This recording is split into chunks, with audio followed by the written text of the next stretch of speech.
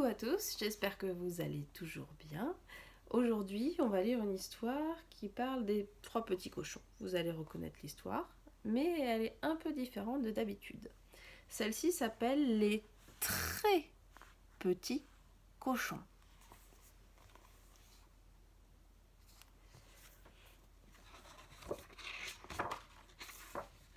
Il était une fois trois très petits cochons qui passaient leur temps à rire et s'amuser.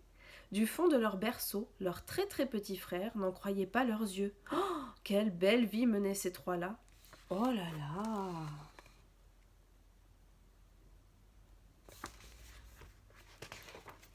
Mais leur mère n'était pas d'accord. Ces très petits mettaient tant de désordre dans sa jolie maison. Chaque soir, elle se fâchait. Chaque matin, répétait qu'il fallait faire son lit, débarbouiller son groin, ranger ses pantoufles et aller à l'école. Oh là là!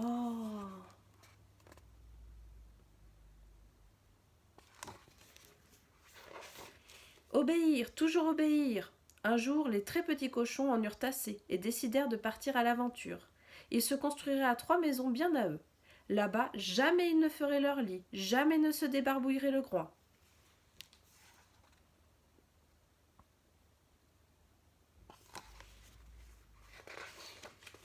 Mais dans la forêt alentour rôdait un loup terrible, affreux, dégoûtant et vorace.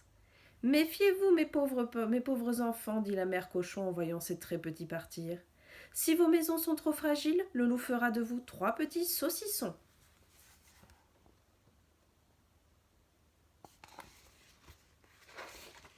Jambon était l'aîné. Parti sans rien à boire, il eut bientôt très soif.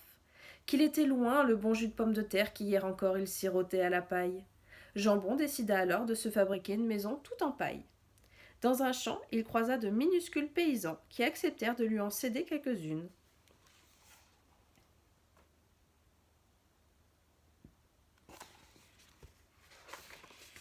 À côté, Jambon installa une piscine de façon à avoir toujours de quoi boire et un endroit où folâtrer avec ses frères.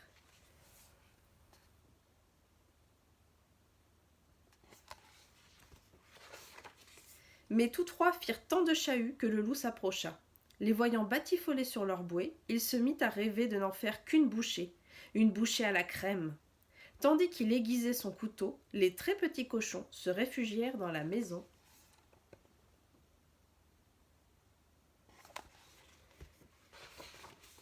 La maison de Jambon n'était pas bien solide. Le loup n'eut qu'à souffler et les pailles s'envolèrent jusqu'au ciel. Lorsque celles-ci lui retombèrent dessus, les très petits cochons en profitèrent pour se sauver.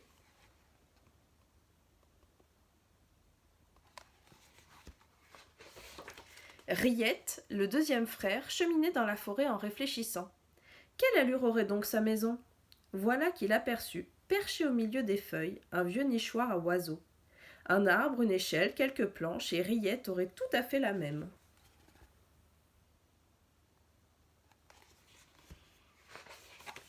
Avec les tranches de pain grillé qu'il avait emportées, Riette se construisit tout en haut d'un poirier une splendide cabane de 2 étages.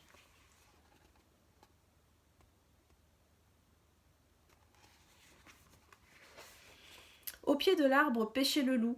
Ça ne marchait pas fort. Ne mordirent à sa ligne que 5 vermisseaux maigrichons. Dans sa maison de pain grillé, oh, comme Riette ferait un délicieux sandwich.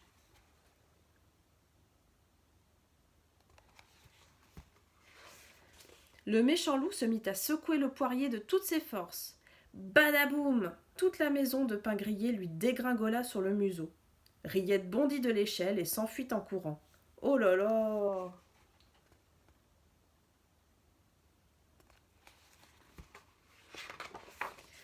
Au village, on s'inquiétait. Qu'était-il arrivé au très petit cochon? Avait-il échappé au loup terrible, affreux, dégoûtant et vorace? Oh là là!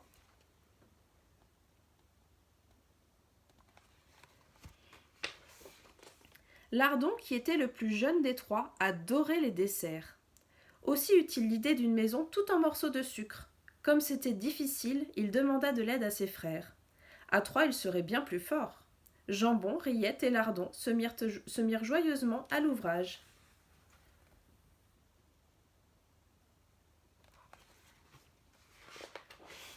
À présent, la maison de sucre était terminée. À l'intérieur, un bon feu était allumé et le goûter se préparait. Lardon était allé chercher de bons petits œufs frais à la ferme voisine.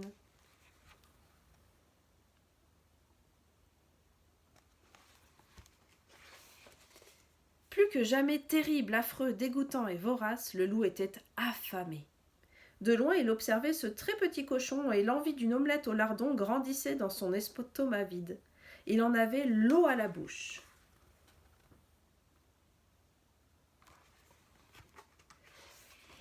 Le loup se mit à souffler, souffler sur la maison de sucre, mais elle était si solide que même avec sa trompette, il ne fit que se mettre à tousser. Alors il grimpa sur le toit et se faufila dans la cheminée.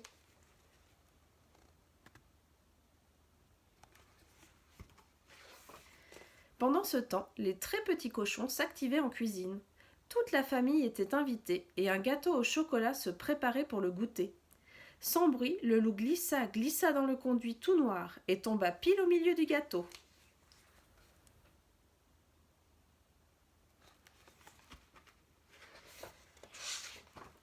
Jamais gros ni petits cochons n'eurent à mettre leur groin dans un gâteau plus extraordinaire, un fondant au chocolat et au loup. Oh là là!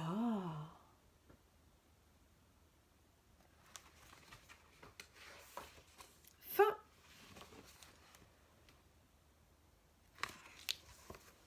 Alors, je vous ai lu ce livre parce que je le trouve drôlement chouette, parce que les illustrations, en fait, ce sont des photos de petits jouets.